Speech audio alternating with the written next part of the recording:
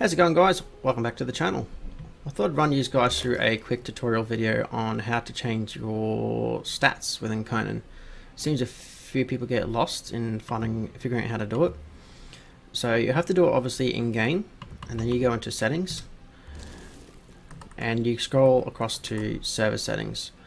Now if you're on single player, you can jump straight into it and start changing things. If you're on a rented server that you've rented, you'll need to enter your admin password first. Go back out of the main menu like so, and then back into it again. That's just simply so you can scroll down. I find that once you've entered the admin password, it won't let you scroll below. So I'm just going to change that because that should be America. I'm only going to show you some brief basic ones that most people will change. So you can set your nudity as so if you want to have no nudity, leave it. If you want partial, click partial. Your XP rate multiplier, that covers everything that you do.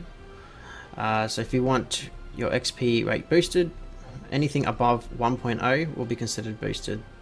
Anything below 1.0 is less than the official rates. If you want only certain things to be boosted, you can set that based on these tabs here.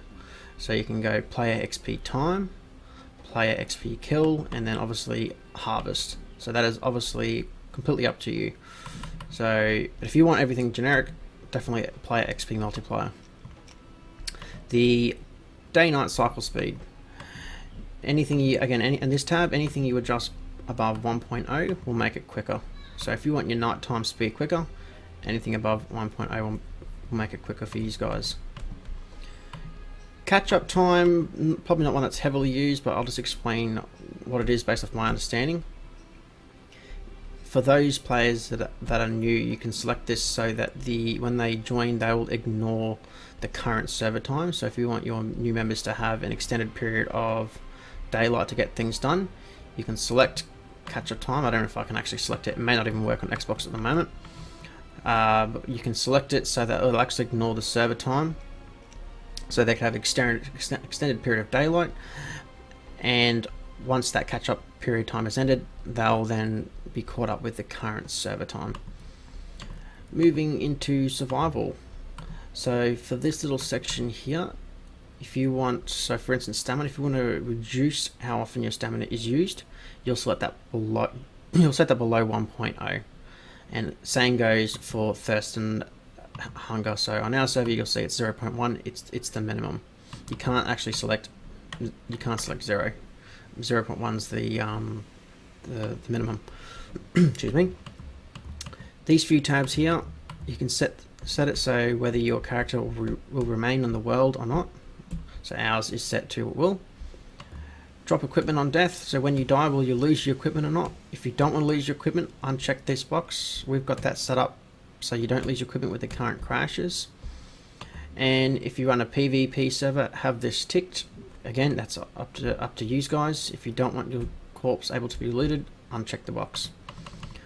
Moving on to, we will go to NPC respawn multiplier. Some people have issues with the thralls respawning. We found reducing this below 1.0 has provided a bit of assistance in that area. Wouldn't recommend setting up anything below 0.7 as the respawn rate is quite quick. You'll find that if you go into any of the caves, by the time you've cleared the cave, you've had the NPCs respawn right behind you again. So we find 0.7 is a good balance for that. Moving on to avatar lifetime. Default 60. Again, if you want to make that shorter, drop it below 60. If you want to make it longer than 60 seconds, raise it to whatever your preference is. Or you maybe want to disable them altogether. So you could check that box there. The harvesting rates, that's obviously a common section. So your harvest amount multiplier is the one you want to go to. So simply slide that up to the amount you want. Again, anything above 1.0 is considered boosted. The respawn resource speed multiplier. This one personally I have been having issues with. My understanding is that it should be below 1.0. I have, however, not noticed a difference. I've heard rumors it's above 1.0, which doesn't seem to make sense to me. So mine's currently on 2, but Personally, I have not noticed any difference either way. For console, if you guys have, please let me know. I'd love to hear that. I'd love it so resources could respawn quicker. My understanding is that it should be below 1.0. If I'm incorrect, please leave a comment below to correct me. Crafting. So if you want to craft things quicker, below 1.0 is where you want to go. If you set it above 1, it'll actually slow it down. So if you want to craft things quicker, anything below 1.0. So if you want it really quick, chuck it down to 0.1 and you'll pretty much just about instantly craft everything. We choose to keep ours on 0.7. If I can get it back there now. No, I can't. I'll fix that later. Thrall crafting time multiplier. That relates to how quick your thralls will break in once you've put them in the wheel. Again, anything below 1.0 will make it quicker for you guys. Fuel burn time multiplier. So that relates to how quick your resources will burn when you've got them in the furnace, etc. Be careful adjusting that too high. For example, the tannery, if you select, say, 10.0 as your fuel burn timer, while you will get a really long burn time on the bark, you'll actually slow down the production of your tar. So keep that in mind if you're going to adjust that. I found that out the hard way, so we've decided to balance that at 2.0. So just keep that in mind with your rates that you set. Abandonment. So you can set it so that the buildings will decay over time for inactive players, and obviously region access control. That's pretty much the most common ones that would be used. There are some other ones in there. I won't go through them in this video to keep that one short. Once you've settled that, you would simply hit apply and your settings will be applied, and it's as simple as that. Keep in mind, based on my other video, again, currently when your rented server is resetting, stats are defaulting, so every time our server resets, we've got to go back in and rechange it all.